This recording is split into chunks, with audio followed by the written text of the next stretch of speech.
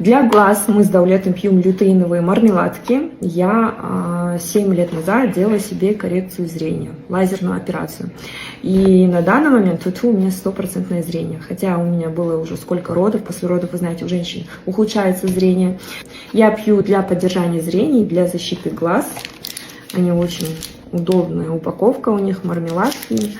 Можно в сумочку побольше взять, чтобы каждый день не забывать их принимать.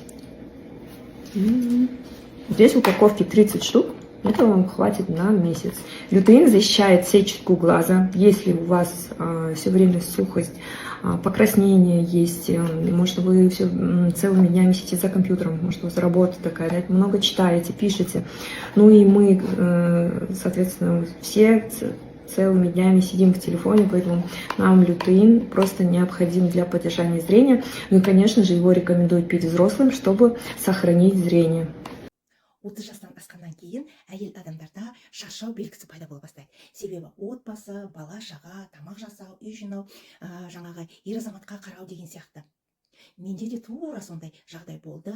Ертеңете кешке жақын бетімді жуып айнаға қараған кезде көңілім түсе бастады. Себебі бетім құрғап, бетімнің әрлігі кетіп, бетімде дақ пайда болып, әжім пайда бола бастады. Сосын мен табиғи сондай жұмсақ, нәзік селестиан кремін пайдалана бастадым.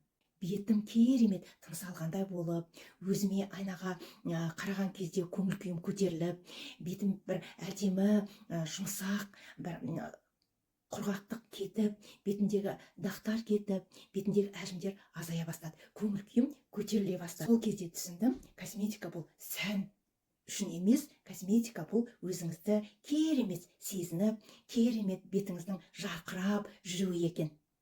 Олай болса, 8 наурызда өзіңіздің бетіңіздің жарқырап жүргенін қаласаңыз, онда төменге крем деп жазып кетіңіз.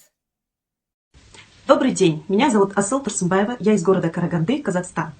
В 2012 году мне поставили диагноз онкология, 3-я стадия по-женски с метастазами в легких. Я прошла операцию и 6 курсов химиотерапии. Химия мне не получилась так, что химия мне не дала никаких результатов. Я, веря-неверя, начала пить продукцию компании Тиньши. Я пила по усиленной программе. Это был чай антилипидный, это кальций детский по 3 пакетика в день, хитозан по 2 капсулы каждые 2 часа, с 6 утра до 11 ночи. Я пила кардицепс, холикан, цинк, двойная целлюлоза. И пропив по такой усиленной программе 2 месяца, я прошла обследование в местной больнице. Мои метастазы, они ушли, они остановились. Но чтобы закрепить результат, я решила пропить продукцию еще. И я пила продукцию еще полгода. И через полгода меня пригласили, дали направление пройти обследование полное в городе Астана под КТ. И вы знаете, результат превзошел мои ожидания. Я получила очень мощный, шикарный результат, и на сегодня я живу полноценной жизнью. Значит, когда состояние было крайне тяжелым, сморщивание обеих почек, хронический диализ, я просто искал возможности, как выжить, как немножко улучшить свое состояние. Я буквально приполз в компанию Тиньши на продукт. Через 5-6 месяцев получил результат. И сейчас я веду активнейший образ жизни. Я нахожусь на фестивале, занимаюсь этим бизнесом. И я не хочу говорить о том, какой я был, потому что это было крайне тяжелое состояние. Инвалид 1-й группы. Практически врачи давали прогноз, что надолго меня не хватит. И как-то раз я услышал, как мой доктор супруги говорил такие слова: «Көпке жетпейді, дайындалыңыздар». То есть готовьтесь, его надолго не хватит.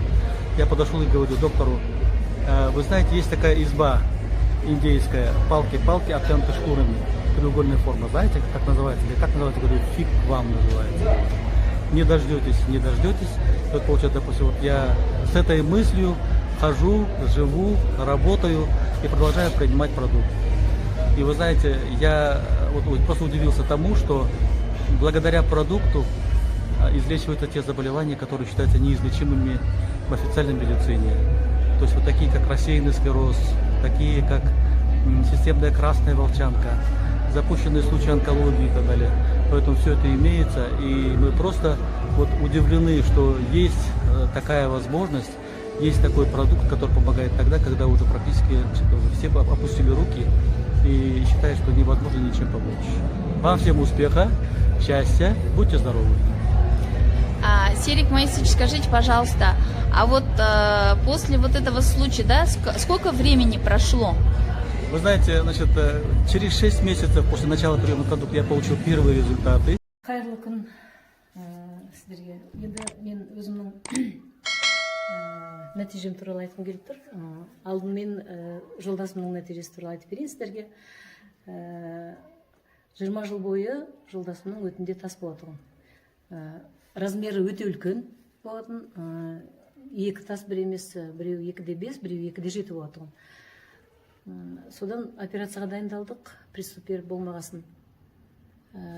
Содан кейін өзі қорқақтап барғысы келмей бір причина іздеп жүрген. Енді соған орай осы Тяньши компаниясына келдік. Өзі Сәкеңнің келіні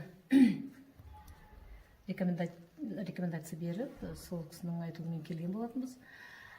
Содан бастап іштік. Енді мен қысқаша айтайын, енді әр моменттеріне тоқтамай, негізі 4 айдан кейін УЗИ жасаған уақытта біздің тастарымыз үлкейіп кеткен екен. Содан біз қорқып кеттік, енді кішірейгеннің орнына үлкейіп кеткен естеп. Содан компанияның наставниктарымыз айтты, Жадыра ханым айтты бізге, ол тас набухать етіп, енді орысша кетіп қалды, набухать етіп үлкеюі мүмкін. Онан кейін біраз уақыттан кейін жарылып, одан қорқпаңыздар, тоқтатпай іше беріңіздер деп. Содан біз ары қаратай іштік. Соңында енді 9 ай дегенде біз УЗИ-ға барып түскен уақытта өте таптаза болды. Онымен қоса поджелудочный ұйқы безі қалыпқа келген екен.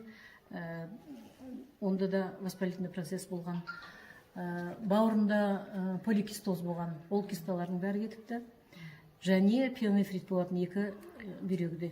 Екі бүйрегіде таптаза, мүлдем ауырмаған бүйрек сияқты болып қалған екен. Сондай қалыпқа келіпті. Міне сондай бір жақсы результат. Онан кейін давлениесі, оқысының тонусы төмен, давлениесі төмен болатын. Қазір давлениесі 120/80. Және кішкене аздап салмақ қосты. Енді өте салмағы төмен болатын, салмақ қосты. Сонымен сондай бір жақсы результаттар жолдасында болған. Ал енді өзіме келсе, менде негізі артроз болған. Тазобедренного сустава. Соңғы кезде мазалап, соны кейін қанша ем алсам да көмек болмағаннан кейін, менде осы компанияның кальцийін ішіп көрейінші деп бастап іштім. 2 аптадан кейін детоксқа келдім. Детокстан кейін суставтың ауырғаны басылды. Жақсы результат алдым.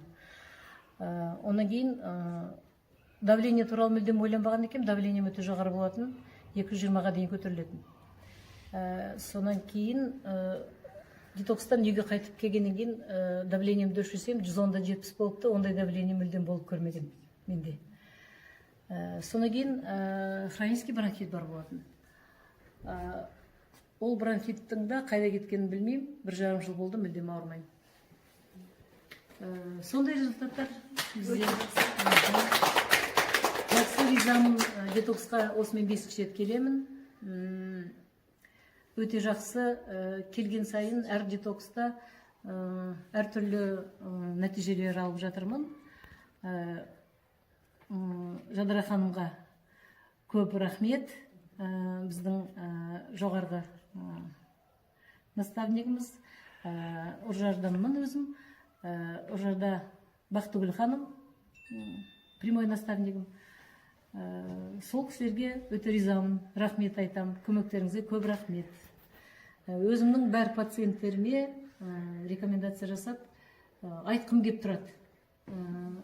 Өздеріңіздің денсаулықтарыңызға қараңыздар, реттеп алыңыздар, асқындырмаңыздар деп айтқым келіп тұрады. Тяньши компаниясына шақырамын бәріңізді. Күн Ерболат, қалай. Мына бізде бүгін детокста Ерболат, Аягөзден, Сәрсенбаев Құрманғали менің бизнес серіктесімнің дистрибьюторы. Жақсы нәтижесі бар еді, сонымен бөліседі. Қалай Ерболат, қалайсың? Бірінші рет келіп тұрсың ба детоксқа? Бірінші. Сізде қандай диагноз болды? Гипертензия. Өте шаш. Аха, қалай енді детокста қалай нәтижелер алып жатсыз өзіңіз? Жақсы әсері бар. Қанша болды ішіп жатқаныңызға өнімді? 2 айдың ішінде іштім. 2 ай болды ма ішіп жатқаныңа? Жасың нешеде қазір? Жасым 37. 37. А неше жыл болды ауырғаның эпилепсия болып? 9 жасымнан пайда болды. 9 жасынан? Мә. А теңшейді қанша күнде нәтиже жаймен шығып жатыр? 2 айдың ішінде результат бар. 2 айда. Біздің қандай өнімдерді іштіңіз? Цинк мозговой. В основном, да? Иә. Соны көп ішіп жатсыз ба? Цинк мозговойды? Полностью программный что? Кардицепс, Кардицепс. хитозан. Хитозан. Бәрі бар ғой, иә, полный Бәрі бар. не жаңағы.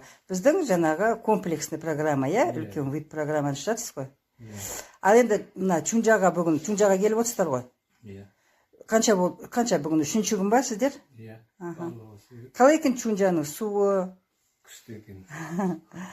А ішіңізден не шықты? Күшті нәрселер шықты ма? Иә. Қандай нәтиже болды? Бір-екі ауыз айтып жіберсеңіз. Нәтиже болды. Барлықтарыңызға енді осындай ем-шипа болсын.